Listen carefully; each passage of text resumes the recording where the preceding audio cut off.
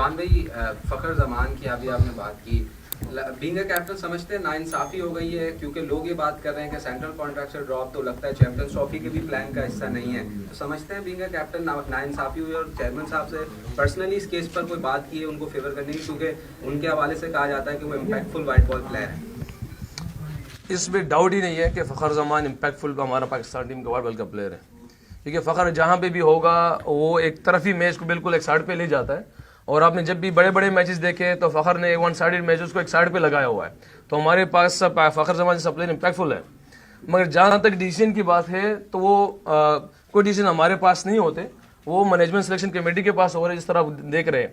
तो उस पर ज़रूर बात हुई है, मगर सबके सामने है कि उसका डिसीजन में जो उम्मीद है इंशाल्लाह कि जल्दी उनके आपस में जो चीज़ें हैं वो सॉल्व हो जाएगी, इंशाल्लाह नजर आ जाएगा इंशाल्लाह। जिस तरह टीम सेलेक्ट की काफी नौजवान खिलाड़ी हैं, आप समझते हैं कि ये तश्कील 9 है पाकिस्तान की वाइट बॉल टीम की, और फ़खर और इमाम जैसे खिलाड़ियों की कितनी कमी महसूस होगी?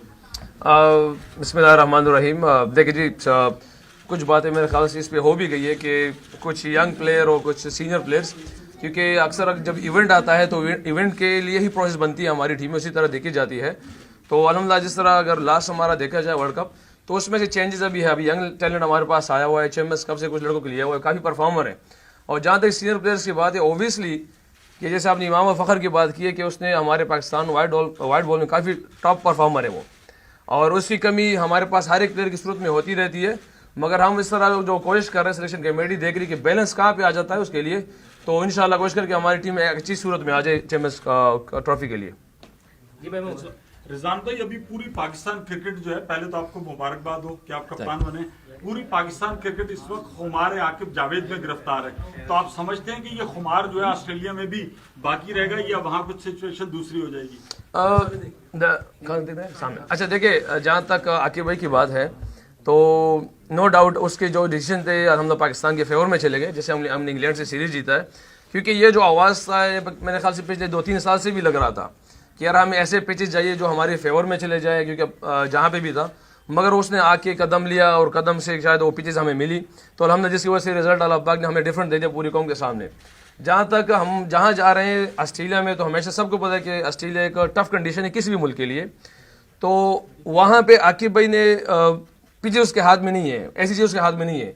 मगर जो उन चीज़ें हाथ में थी तो हमने काफ़ी अच्छी मशावरत के साथ अभी 8-8 घंटे लगाए इस पर कि हमने टीम बनाने में, तो हमने इस अपना किरदार अच्छी तरीके से अदा किया।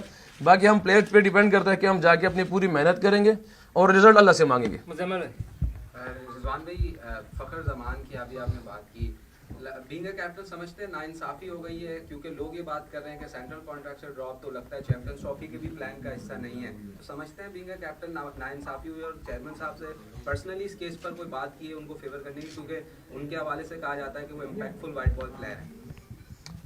इसमें डाउट ही नहीं है कि फ़खर जमान इम्पैक्टफुल हमारा पाकिस्तान टीम का वाइट बॉल का प्लेयर है, क्योंकि फ़खर जहाँ पे भी होगा वो एक तरफी मैच को बिल्कुल एक साइड पे ले जाता है। और आपने जब भी बड़े बड़े मैचेस देखे तो फ़खर ने वन साइडेड मैचेस को एक साइड पे लगाया हुआ है।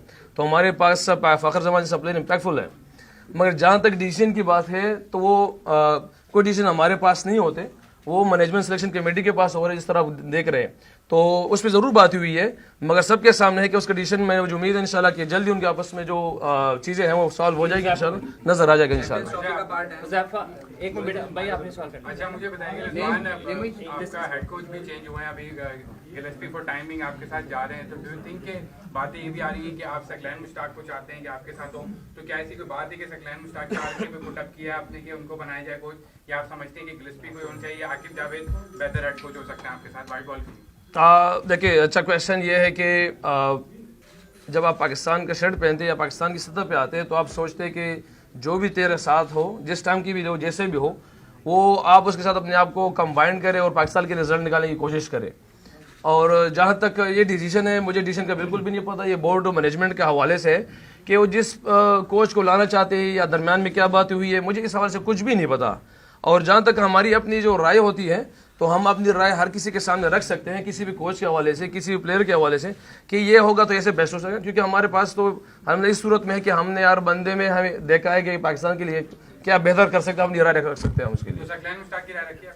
देखिए, हमसे अगर इस बारे में कहा जाएगा, पूछा जाएगा, तो हम अपनी राय सामने रखेंगे कि हमने किस बारे में कैसे राय रखनी है। इफ्तिजान भाई का क्वेश्चन है। रिजवान, ओपनिंग की बड़ी बात होती है कि T20 में हमारी क्या होनी चाहिए। एक टाइम था कि आप और बाबर बड़ी कंसिस्टेंसी के साथ ओपनिंग करते थे। क्या अब आप एक कप्तान बनने के बाद दोबारा हम उस ओपनिंग पेयर की तरफ जाएंगे? क्योंकि हम लगता है कि साइन अब शायद दोबारा T20 आईज में फिलहाल नजर नहीं आ रहे, तो आप दोबारा उसके साथ जाएंगे आप जो आपकी और एक बाबर की जोड़ी ओपनिंग बनी हुई थी। यार एक बात है, वैसे माशाल्लाह बहुत सी चीज़ों का मुझे भी पता नहीं होता, मीडिया वालों को पता हो जाता कि कौन किस ज़माने से बाहर है, कौन खेलेगा कोई नहीं खेलेगा।